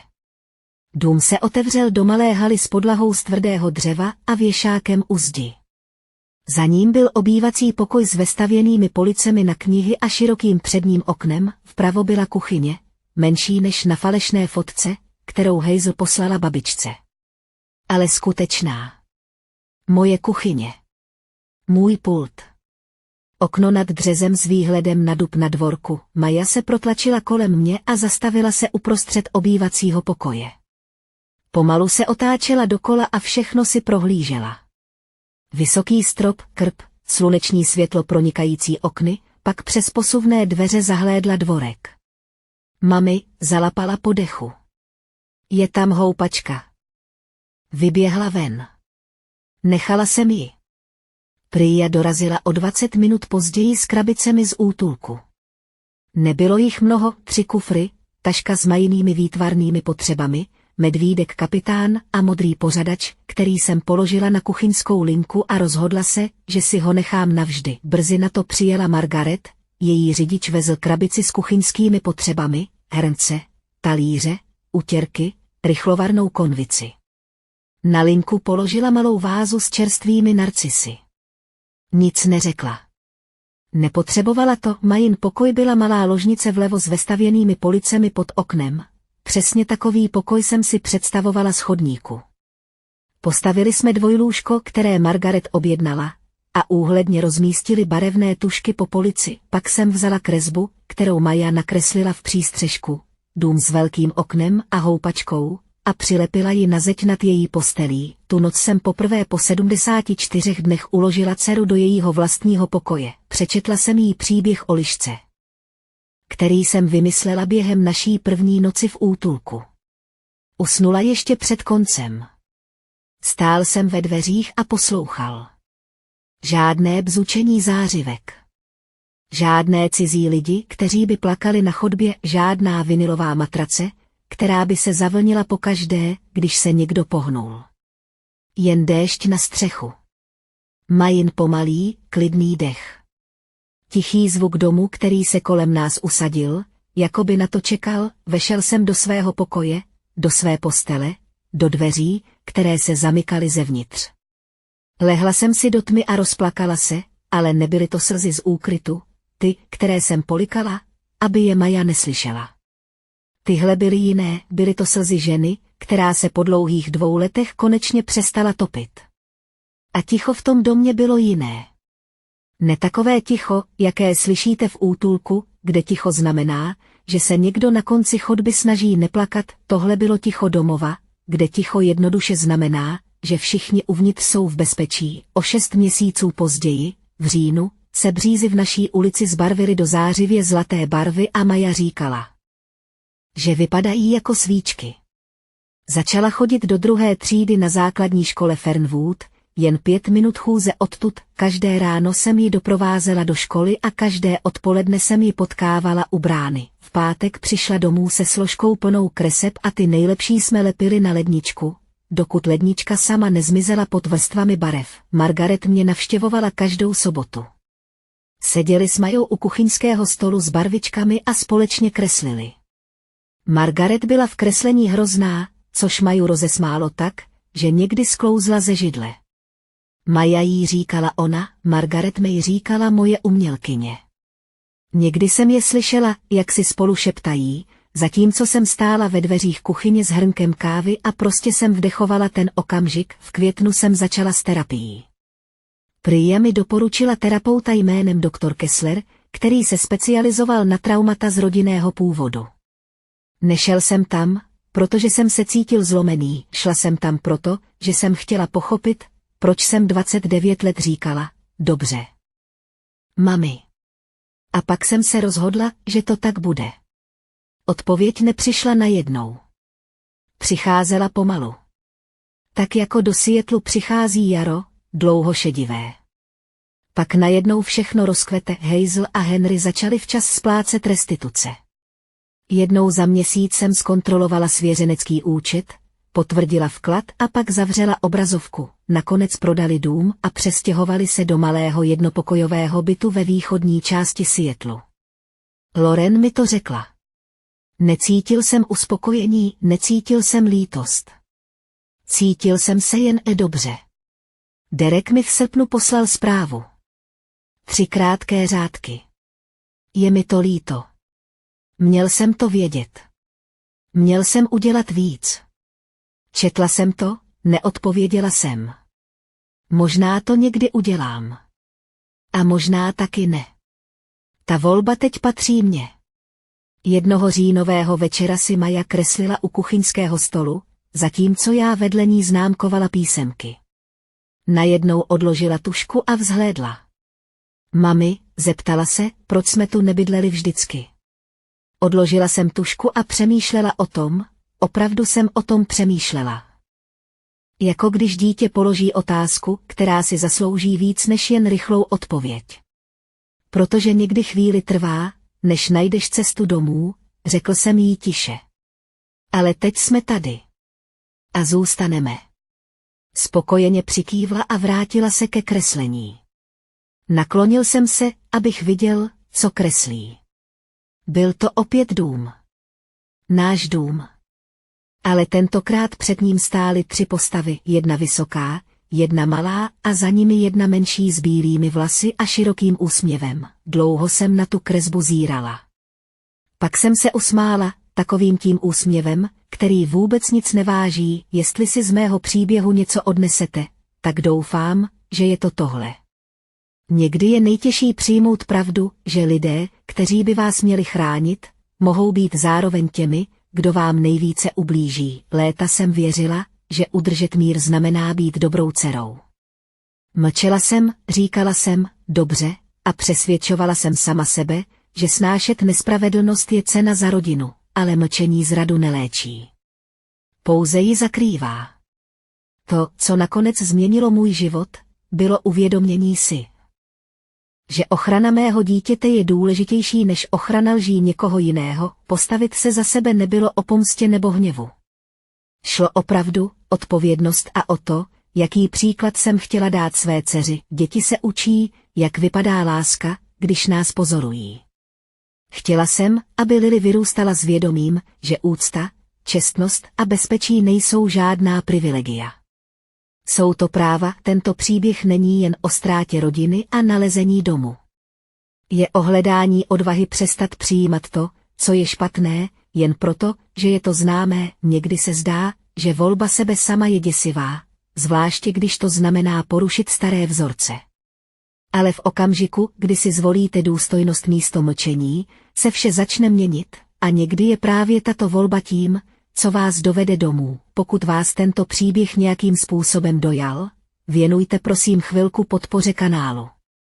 Váš like pomůže tomuto příběhu dostat se k více lidem, kteří by ho mohli potřebovat slyšet, a pokud věříte, že na pravdě, odvaze a ochraně lidí, které milujeme, záleží, zvažte prosím možnost předplatného.